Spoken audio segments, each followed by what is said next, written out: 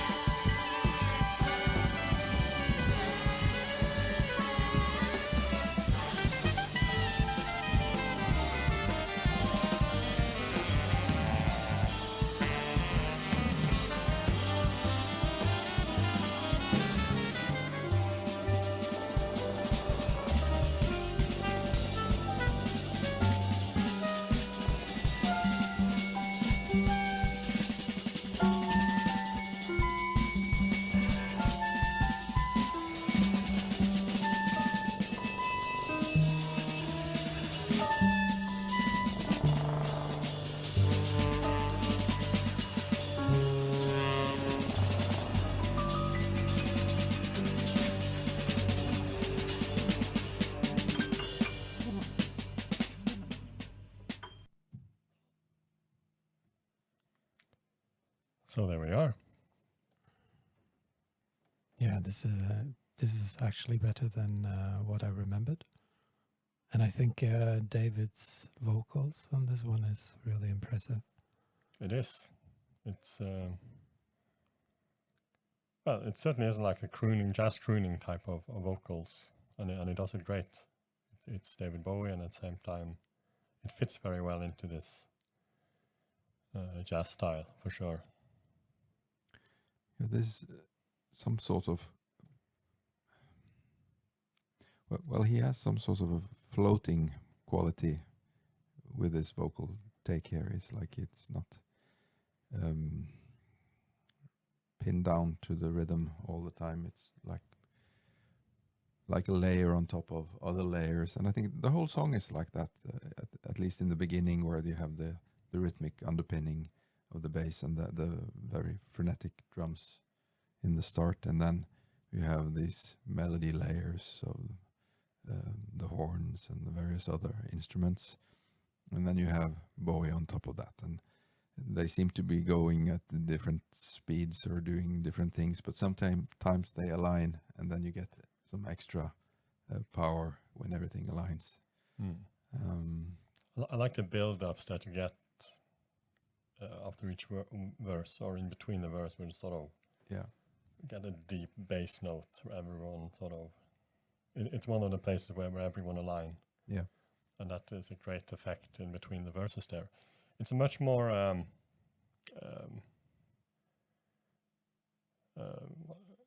and I don't think it's much more structured in a way in the beginning of the song.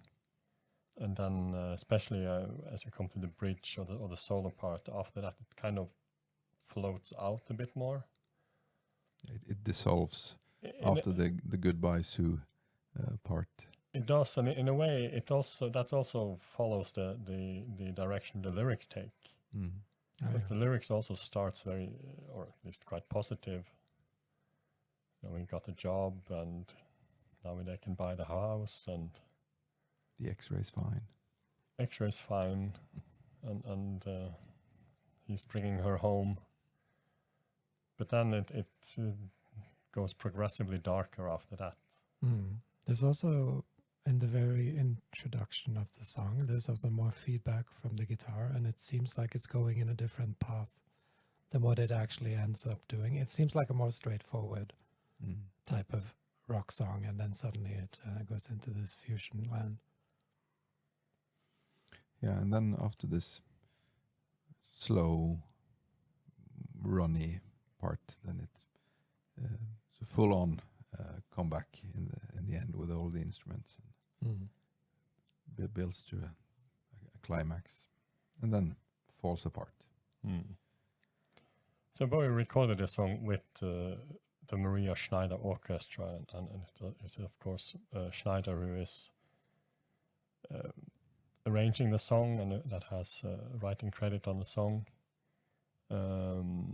He wanted to collaborate with her, and he went to see her in New York at the Birdland Club in May 2014, before he shared this demo with her, alongside another demo which later became the Lazarus song, which she didn't have the time to work on, so they only ended up working on this particular song. And I think it was her that then recommended some of her band members to join him for the rest of this album, led by Donny McCaslin on saxophone, which also does a wonderful job on this recording here.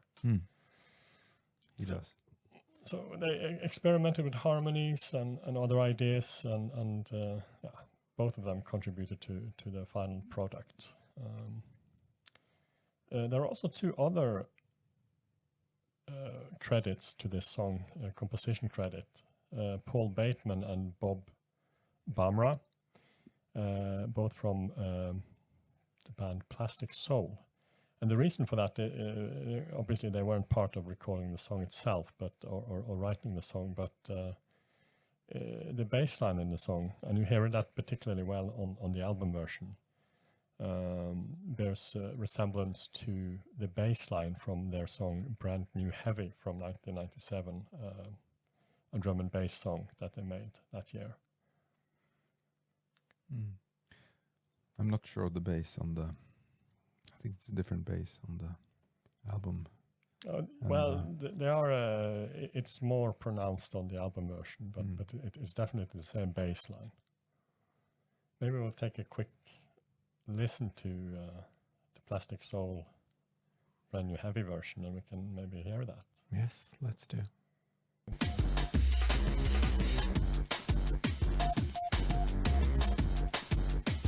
Yeah, this is like a synth bass. But it's definitely a resemblance. Yeah, absolutely. And Bowie thought it was enough resemblance to give them a writing credit.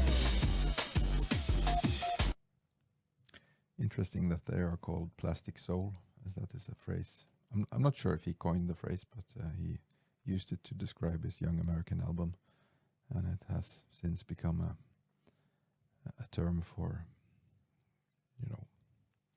white soul in the more artificial department. Or maybe it was just him being not so sure of himself that he couldn't call it soul, so he had to call it Plastic Soul.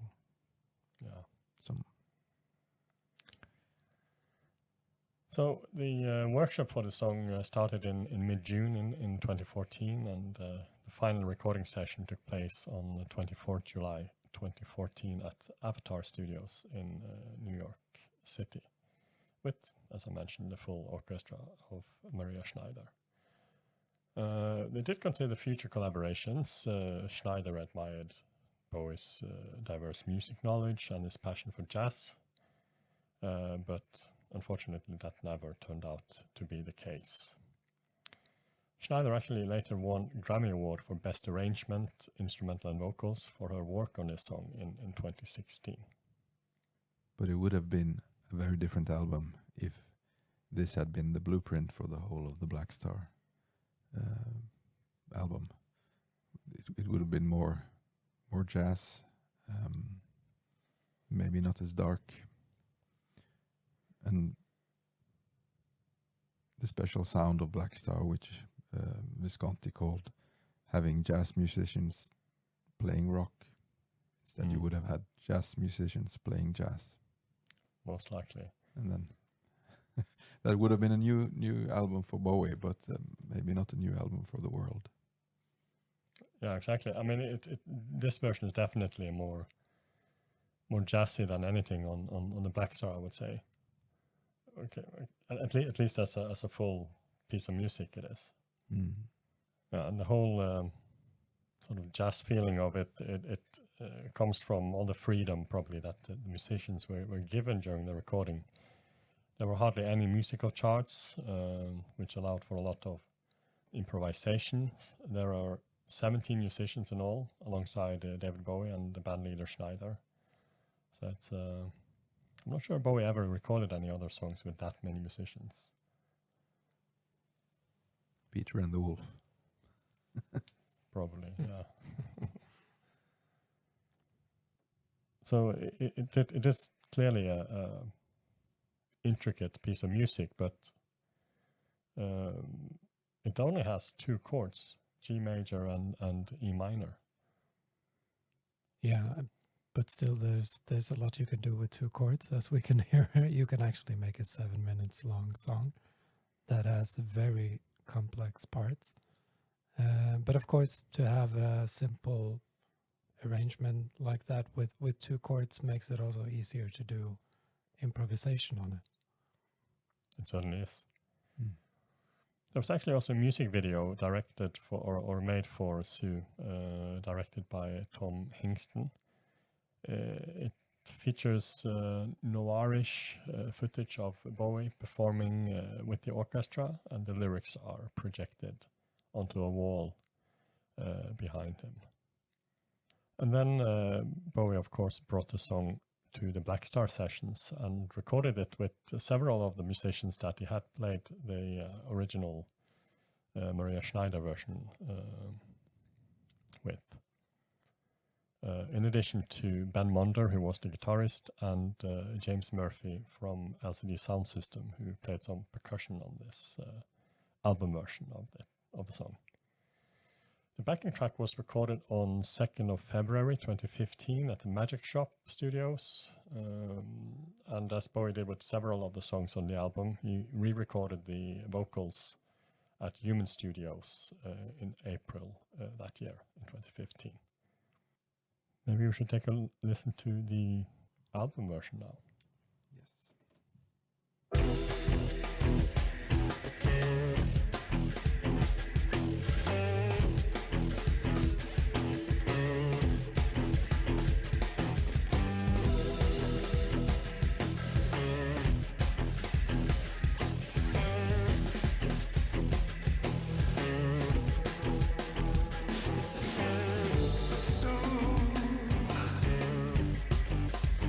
I got the job.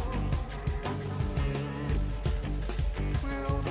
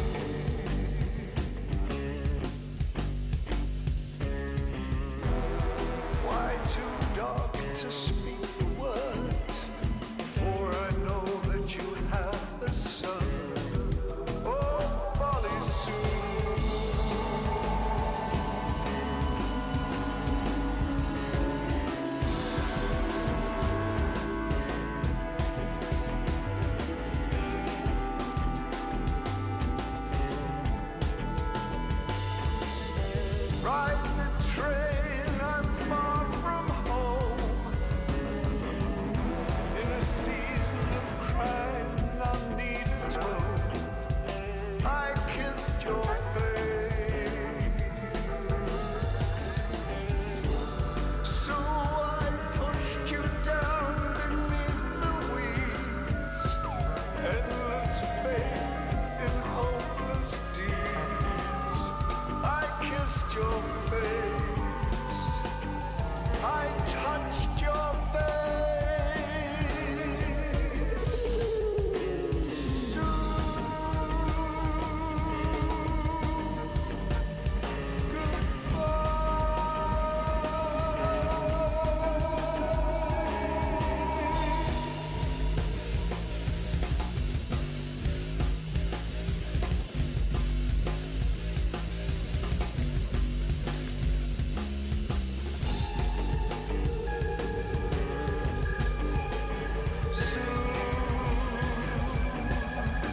I found your note that you wrote last night.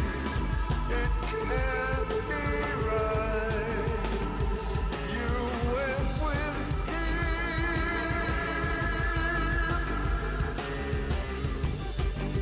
Soon, I never dreamed I'm such a fool. Right from the start, you went with that clown.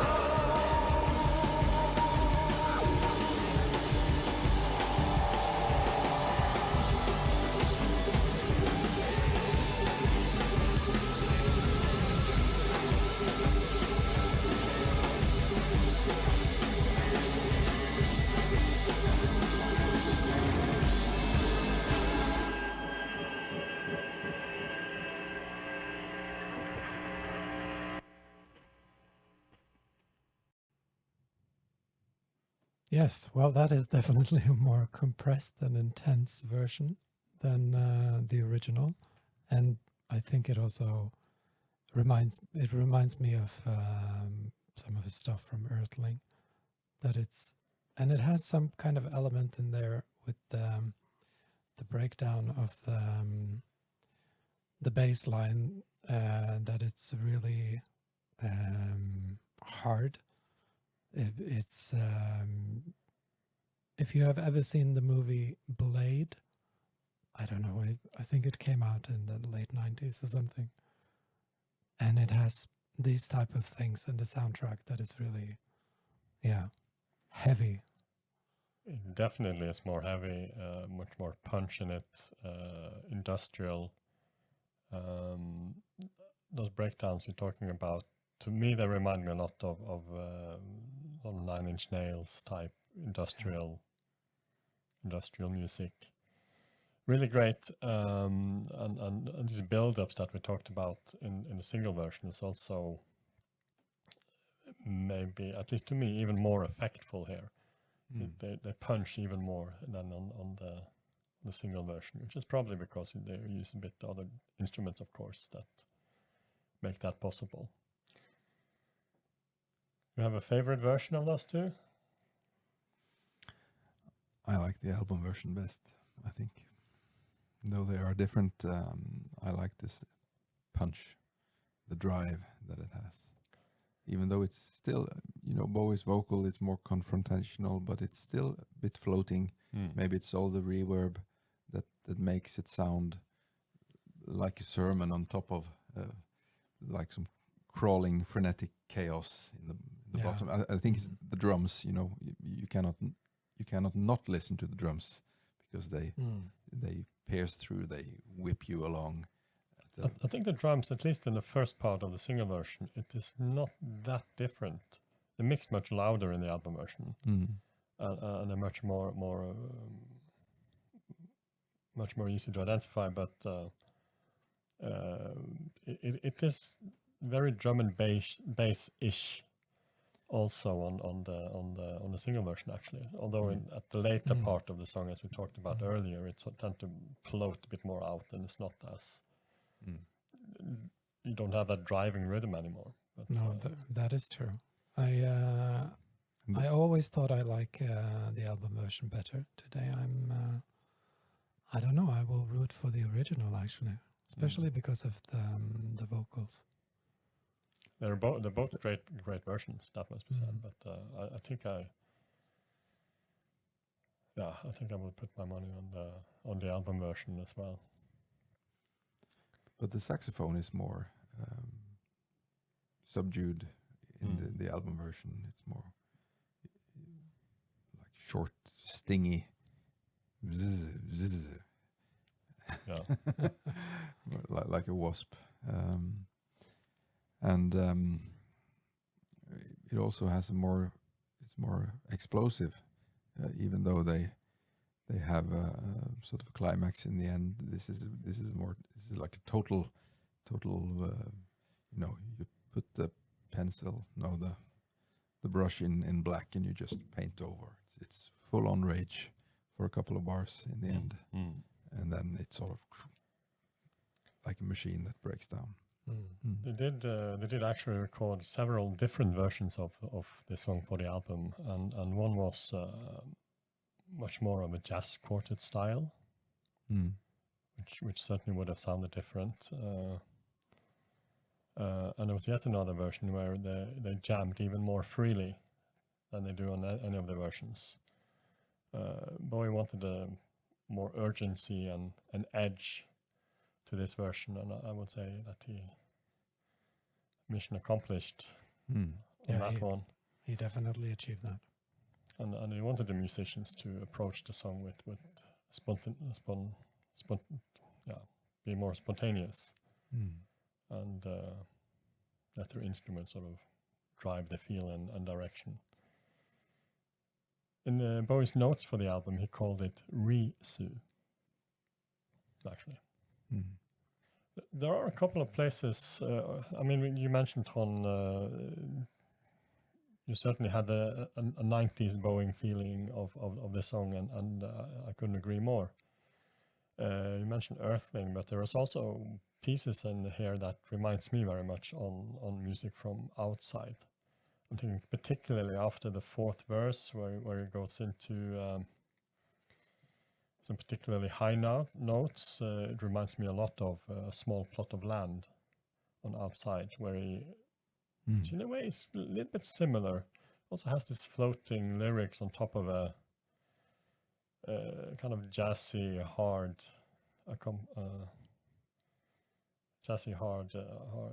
music underneath it. I agree. Yeah, I do too, and I think it has a bit of that darker atmosphere that you find on Outside. Maybe not so much on Earthling, yeah. A little fun fact here, the song ends with Bowie singing "Sue, I Never Dreamed," and that phrase was the title of the first song Bowie ever recorded with his first band, the Conrads, in 1963. Was it intentional? Who knows? Maybe that song was always on his mind. Yeah, maybe it was. So how about the lyrics? We already talked a little bit about it before. The way it starts out very positive, and